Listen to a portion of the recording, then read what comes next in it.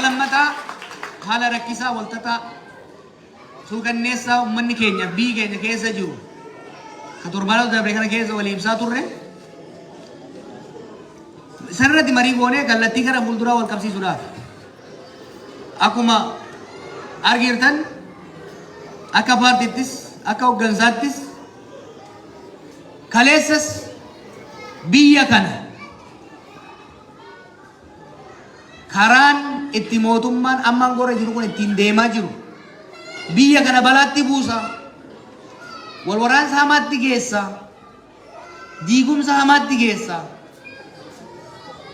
karaan kuni booddaa karaa kana koottaa qoolli isaan jedhanitti itti waywaannetti hidhamne waan biraatiin hidhamne beekamu waan biraatiin miti rabbii jaa biyya tana lolatti hin geessina ummata kana waliin ficcisiisina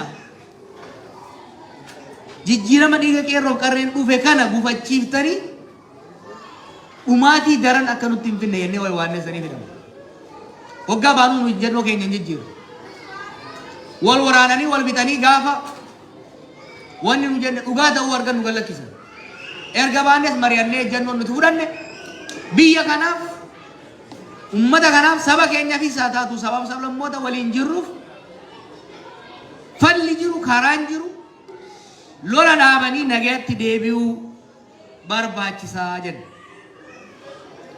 haasaa kanatti ka'ee gaafiin adda addaa ka'aa jira tokko lama irratti yaada isin ibsuun barbaada nagaan haa bu'u hoggaa jennu nuti humnoonni qawwee qabatanii qabsootti seenan dhugaa hin qaban jechuu keenya miti san qofa osoo hin ta'in lolli haa hundi hamaadhaa jenneeti miti haalonni lolaaf nama dirqisiisan jira just war wanni jennu keessattuu yeroo dhiibbaaf roorroon akka malee hammaatte karaa lolaatiin malee karaan bilaan jirretti lolli haalli itti seemamu ni jira dhimmoonni tokko tokko keessattuu dhimmoonni birmadummaadhaan wal qabatan dhimmoonni aayidiyooloojiidhaan wal qabatan yeroon itti furamne jiraachuu danda'an lolli biyya keenya keessa godhamu garuu lola waliiti lola obboleeyyan jidduutti godhamudha oromiyaa keessatti illee godhamu lola oromoota jidduutti godhamaa jirudha kana liqimsitanii fudhachuu danda'uu qabdan tokko bitaa goree tokko mirga goree kan wal fixaa jiru joolluma isin wajjin barattan joolluma isin wajjin guddatan akka Itoophiyaatti soo fudhattan warri wal fixaa jirus kan wal ficiisaa jirus lammii biyya takkaa qofa osoo hin ta'in ummata hireen isaa walirratti hirkattee jechuudha wal waraansa waloo civil war keessatti injifannoon argamuu hin danda'u keessattuu zabana kana keessatti yeroo humnoonni lola irratti gaaza naquudhaan beekaman heddummatanii dhufan kana keessatti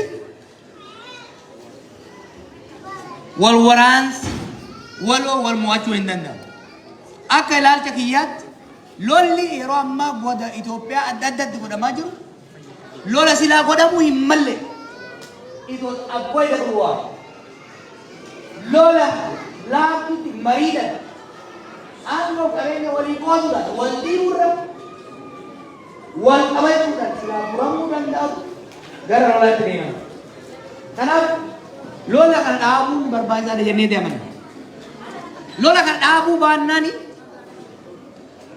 Oromoofis sabaaf sablammoota biyya saniitiifis hammaataa deema akkuma kaleessa jechaa ture haalli Oromoon har'a keessa jiru baroota cunqursaa amma duraallee akka ammaa kanatti dhumaa hin jiru buqqa'ee hin beeku hidhamee hin beeku miidhamaa hin beeku lolli kun itti fufnaan garuu rakkoon kun safarii uummata keenya irra ga'u kun dachaan dabalaa deema jechuudha kanaaf wanni lolli akka dhaabatu barbaannuuf madaa kaleessaatirraa madaan biraa dabalamaa akka hin deemne dhumaatii kaleessaatirraa dachaan dabalaa akka hin deemne hanqisuudhaaf jechuudha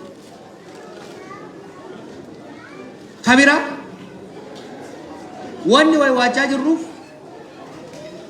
lolli kun itti fufnaan yeroo ammaatitti mootummaa wajjin garagartuu 5-6 lolaa jira lolli kun itti fufnaan mootummaa keessallee gartuu adda addaatu biqilaa mootummaa keessa wal waraanuu eegale. Kan mootummaa waraanullee dachaan babal'ataa deema. San qofa miti. Humnoonni biyyaalaa yeroo ammaa biyya san keessa seenanii gartuulee wal lolan gargaaraa jiran kan durii caalaa baay'ee. Lolli kun itti humnaan garuu dachaan guddataa deema. Kanaaf lola kana dhaabsisuun wal waraansa hamaa funyoon isaa hin beekamne ofirraa hanqisuuf nu gargaara jennee amanna. Waan biraa lolli haa dhaabatu hoggaa jennu akka paartiittis akka hoggansattis lolli kun kaayyoo qabsaa'onni Oromoo kumaatamaan itti dhuman hawwii uummanni Oromoo bilisummaaf qabu misoomaaf qabu rakkoo keessaa bahuuf qabu hin gufachiisa. Daaraa godha jennee waan sodaannuuf uummanni keenya maaliif qabsaa? Sirna gabrummaa keessaa bahee hiyyummaa sirni gabrummaa keessaa bahee san keessaa cabsee of danda'ee jiraachuudha. Mootummaa isa dhiitu osoo hin ta'in mootummaa ofii fudhateen buluudha. Eenyummaan isaa dhiitamuu osoo hin taane eenyummaan isaa akka kabajamtuuf. Kanaaf qabsaa'e kanaaf miti ijoollee. Obboleeyyan keenya kanaaf wareegamanii miti. Lolli kun itti fufnaan garuu ofiin sobinaa Oromoo warri as jirtanis warri bakka biraallee ilaaltu. Lolli kun itti fufnaan nagaan deebi'uu baannan humnoonni adda addaa lolli baay'een naannoo san godhamu gogaama qeerransaatiin godhama ni beektan. Lolli kun itti fufnaan hawwiin sabni keenya qabu nagaan jiraachuudhaaf misoomee jiraachuudhaaf aadaa fi afaan isaa guddifachuudhaaf mootummaa isaa ta'u filachuudhaaf carraan inni qabu guyyaarraa gara guyyaatti dukkanaa'aa deema. San qofaa mi beeku. Wanni qobsoofnee fi qabsoo biyya ijaaru keessa nation building struggle. Lolli kun itti fufnaan tokkummaan Oromoo laaffataa deema. Tana gurra kaaddaa. Tokkummaan Oromoo laaffataa gartuulee wal waraanan baay'ataa. Akeenyi fi xurreen kaleessa abboonni keenya irra deeman irraanfatama. Xiiqiif haaloon hoggansa jidduu jiru babal'achaa. Jallina gowwummaa hoggansa keenyaatii fi summii humnoonni alaa facaasanii tokkummaan keenya daran laaffachaa tokkummaan Oromootii fi Oromiyaa sirni federaalawaa dimokiraatawaa walqixxummaa uummanni keenya hawwaa ture sun laaffataa deema jennee waan sodaannuufi kan kanarratti wayi waannuuf. Kanaaf uummanni keenya kan Faransaayis kan biyya alaa jirtanis kan biyya biraa jirtanis hamma danda'ametti rakkoo uummanni keenya keessa jiru uummanni keenya Wallaggatti Gujiitti Shawaa godina 3-4 keessatti godinoota garaagaraa keessatti rakkoon uummanni keenya keessa jiru kun daran babal'ataa akka hin deemne ittisuudhaaf qaamonni wal waraanan mootummaarraa eegalee lola dhaabanii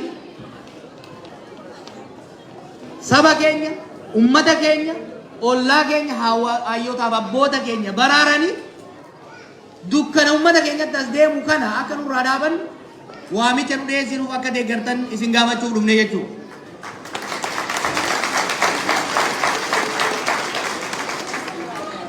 Amma eegan jee booda tanin duraa sanitti ni deebi'a. Hamma dandeenyetti biyya nagaatti deebisuudha. Hamma dandeenyetti duuti ummata keenyarraa akka dhaabattu. Hamma dandeenyetti wal waraansi saboota keessatti dhoo'ee ummata wal fichisiisu deemu kun akka dhaabatuuf beekumsa qabnuun beekamtii qabnuun sagalee qabnuun lallabuu waywaachuu fala ilaaluu itti bu'u. Isin immoo uummanni keenya biyya alaa jirtan akka sabaatti wal danda'a tokkummaa keessan cimsaa.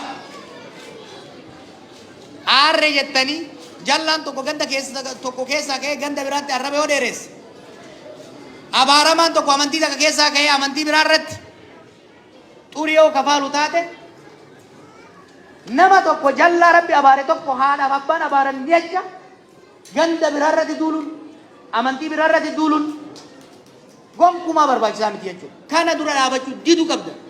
San qofaa miti. Qabsoo sabummaatti kan gaggeessaa ture. Akka sabaatti roorroo hama miidhaan hamaan sirnoota dabranii nurra ga'ee jira ammallee ga'aa jiru.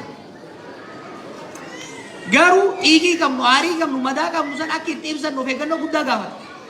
Biyyi sun dhoowweetti sitti hima. Keessattuu wal waraansi saboota hamaan deemaa jira, dhufaa jira. Kanaaf hoggaa wal geessanis, hoggaa kophaa jirtanis waan saba biraa xureessa, waan saba biraa dallansiisa, waan hariiroo Oromoo fi saboota ollaa jidduu jiru hammeessarraa akka qusatattan isin kadhachuu barbaada. Nu qabsoofne gabrummaa jalaa bahuudhaaf, roorroo jalaa bahuudhaaf, sirna dimokiraasii uumuudhaaf, haqa keenya eegsifachuudhaaf, eenyummaa keenya guddifachuudhaaf, afaan keenya guddifachuudhaaf malee saba biraatiin wal fixuufi miti. Wal waraansa saboota jidduutti godhamuun sabni injifatee bahu abadan hin jiru.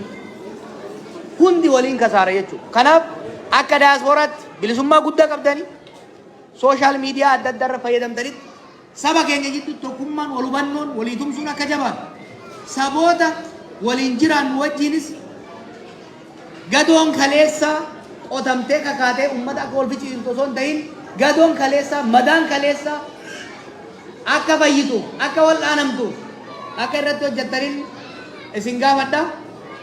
Warra Faransaa hedduun isin jaaladha. Biyyi Faransaa hedduun biyya jaalalaati jedhanii jaalala teessa isin haa cimsu, jaalala teenya isin haa cimsu. Galatoomaa isin jaa.